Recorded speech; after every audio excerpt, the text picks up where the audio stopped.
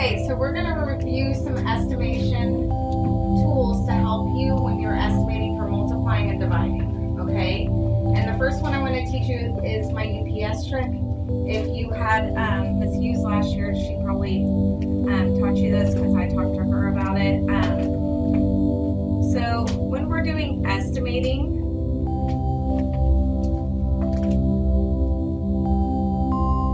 there's a purpose for this, and it's so you can make sense of your answer and make sure that your answer is in the right ballpark, okay?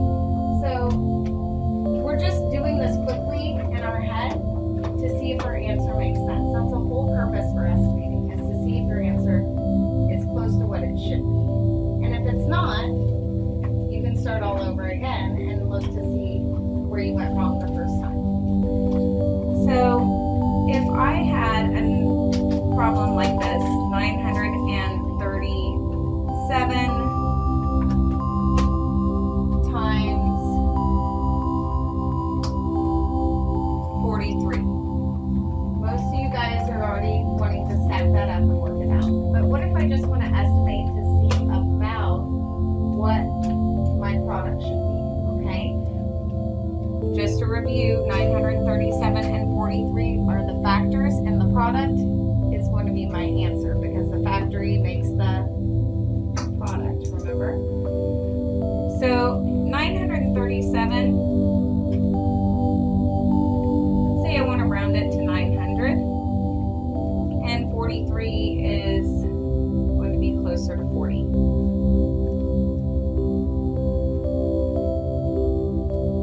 When I do this, I've got 900 times 40. I'm going to call UPS up and have them help me out. Ashley, will you answer the phone if I call you? Ring, ring. UPS, what do you want?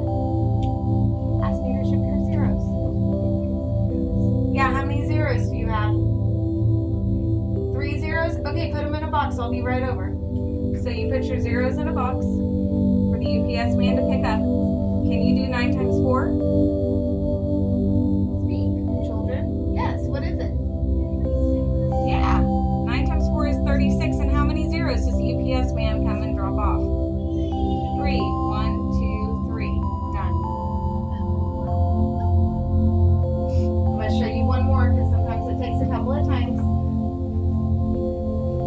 If I have a number like 52,172 times 28. And I want to see, that's a really big number, right? Does it look really hard? Because it's bigger than what you've normally done in 4th and 5th grade, right? Well, I'm just going to estimate on this one. I want to see about what my quotient, or I'm sorry, my product should be. So I'm going to change my 52,172 to a 50,000 because we're estimating. I want to have as many zeros after that first number as I possibly can. I don't want to make this hard. I'm going to change 52,172 to 50,000. I'm going to take 28 and I'm going to change it to 30. That's a lot of zeros. Bring, bring. UPS, what do you want? Will you ship my zeros? Yeah, how many zeros do you have? 5 zeros? Okay, no problem. Put them in a box. I'll be right over. So you put all the zeros in a box. Can you guys do 5 times 3? It's 15. And how many zeros does the UPS man bring you? 1, 2, 3, 4, 5.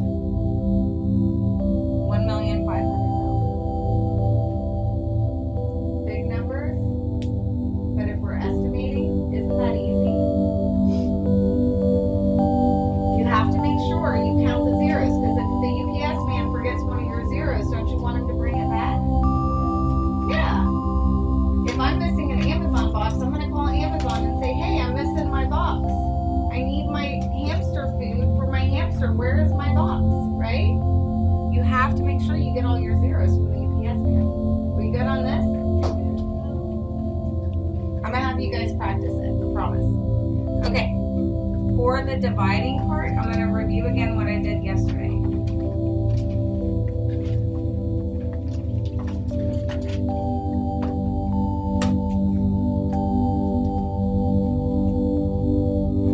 Okay.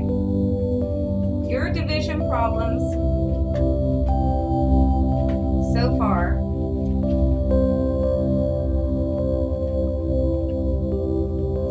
have had one-digit divisors, right? But in 5th grade, we changed it to 2. It's okay. You can do it. But we're going to estimate to see if our quotient is in the right ballpark, okay? Because you're dealing with bigger numbers this year, right? And you want to make sure you don't have the wrong number of digits, and your answer has to make sense. So what I showed you guys to do yesterday was to put the first 2 numbers in a box. So I'm going to put the 34 in a box. And I'm going to put the 8 in a box. Or 34 and 8 friends. No. Who's friends with 8 that's really close to 34? 32. Because you know what factors make 32? 8 times 4. Okay, so you already have that in your head. So I'm going to change this 3,473 to a 3,200. Yesterday there was some confusion about what to do with the 7 and a 3. When we round, we're changing that 7 and a 3 to zeros, okay? We're doing easy math. Don't make this harder on yourself than you have to. My 83 becomes a 80. When you divide and you have zeros on both sides, I can take off these 2 zeros here. How many survivors do I have? And he's going to parachute down here in a second. Can you do 32 divided by 8? Yeah, it's 4. You just told me that. And my 0 comes down safely on the ground. It becomes a 40. Does this make sense? Okay, I'm going to do one more and then we're going to move on because I want to make sure I don't lose you in this, because estimating is going to be a huge help when you're looking at these really hard problems to make sure you're in the right ballpark. So if I have a number like 5,923 divided by 84. Who am I going to put in a box?